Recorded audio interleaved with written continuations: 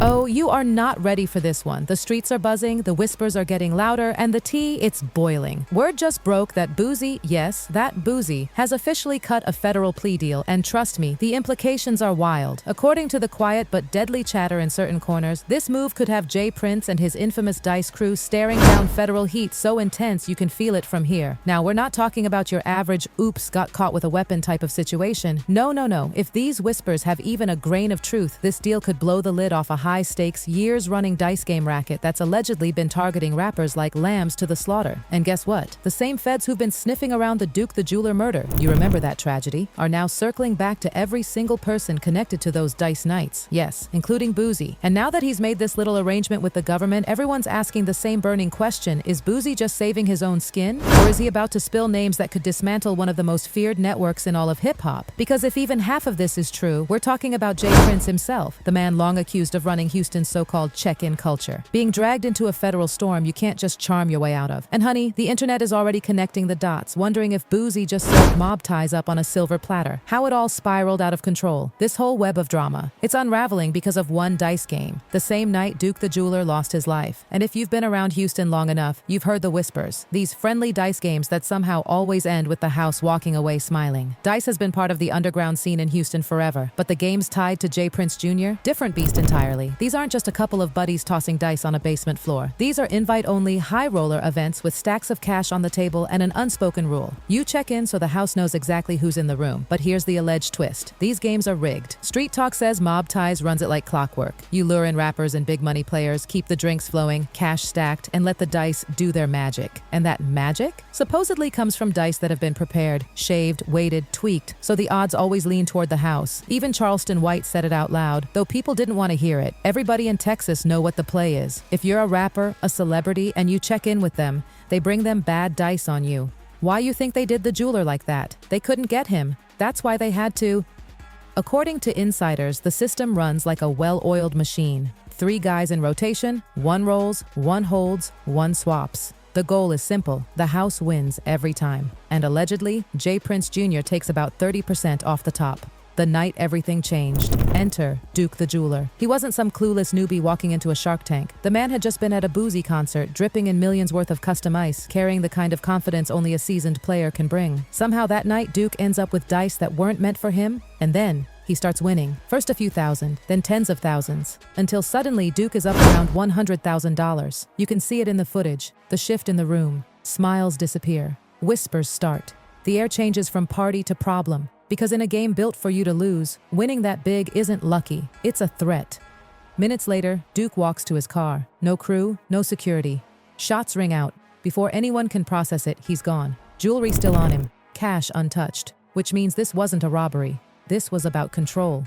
That night, Duke broke the system's control, and in this alleged underworld, that's not allowed. Who Duke really was. Duke wasn't some random dude who stumbled into the wrong room. He was a respected Chicago jeweler, the guy rappers would line up for custom million-dollar pieces. His reputation? Impeccable. His personality? Magnetic. He was a fixture at hip-hop events, which is exactly why Boosie inviting him to Houston felt like business, not danger. But then the part that really raised eyebrows for the feds. When Duke was killed, every single piece of jewelry was still on him. Even his Louis Vuitton bag, stuffed with over $1 million in custom work, didn't leave the scene with him. That bag, it ended up at Boosie's house. Boosie says Duke asked him to hold it during the game, and after the shooting, it just stayed in his possession. But the feds aren't buying the neatness of that story. Why? Because Duke's phone, his final digital breadcrumb, went dark right after pinging near Boosie's recording studio. Add to that surveillance footage, text messages, and witness statements placing Boosie's circle right in the middle of Duke's final hours. And suddenly this isn't just a coincidence. And the heat gets worse. The feds have zeroed in on Boosie's nephew as the possible shooter. Instead of folding this into Boosie's other legal problems, they've split Duke's case into its own federal murder probe, which means it's getting undivided attention.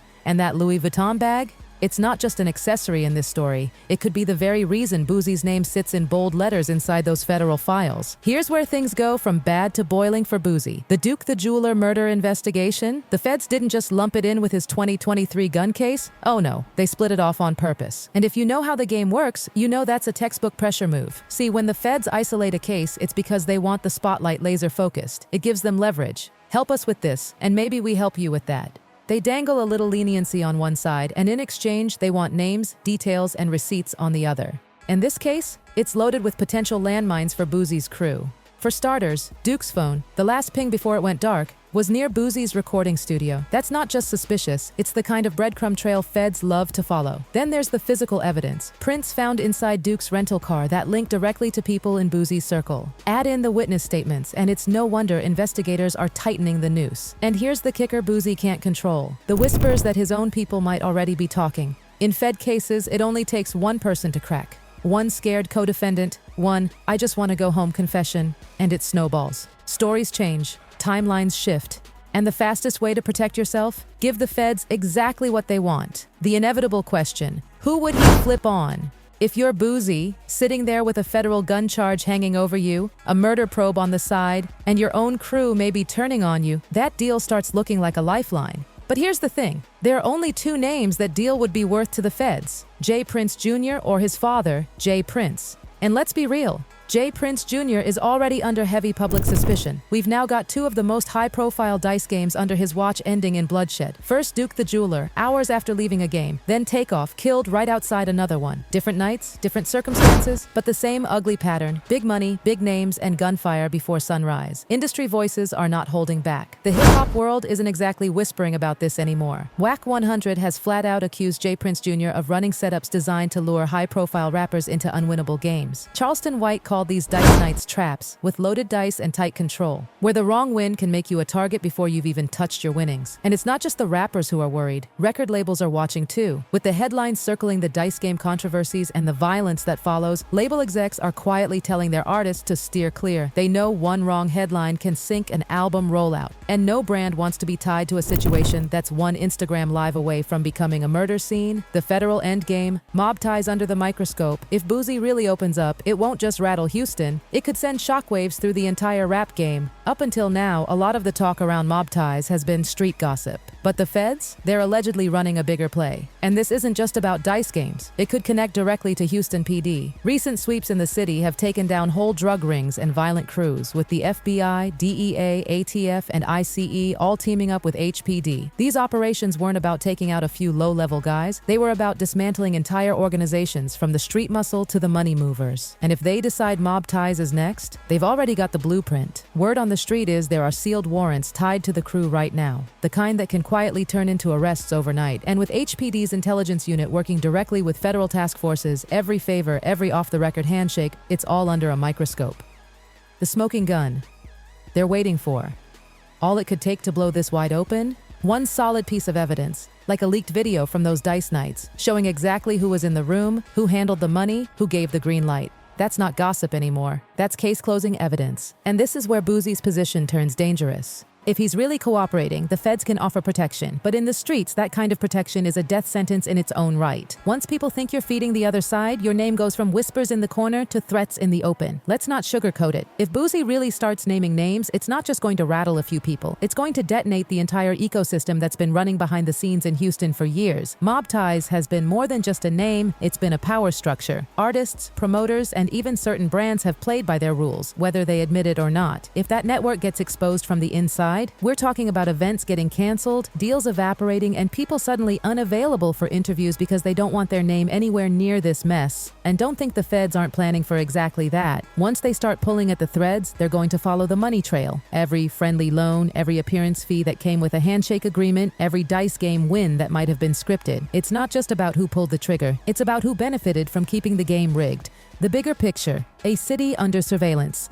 People forget this isn't happening in a vacuum. Houston is already under a massive law enforcement microscope. Between gang crackdowns, drug busts, and human trafficking investigations, the city's underground scene is being mapped in ways it never has before. When agencies like the FBI, DEA, and ATF are working together, with HPD feeding them intel, nothing stays hidden for long. And the reality is, once they get a taste of how a network operates, they don't just stop with the people they already know. They dig, they find the associates, the runners, the silent investors. They flip the people you'd never think would talk. And in this case, Boosie might just be the perfect entry point they've been waiting for. What happens to the check-in culture? Because whether or not Boosie says another word, the feds now know exactly where to look. And once the feds are looking, history tells us they almost always find something. If this deal really is as deep as the whispers say, Houston's underground will never look the same again. And the rest of the rap game, they're watching closely because they know if it can happen here, it can happen anywhere.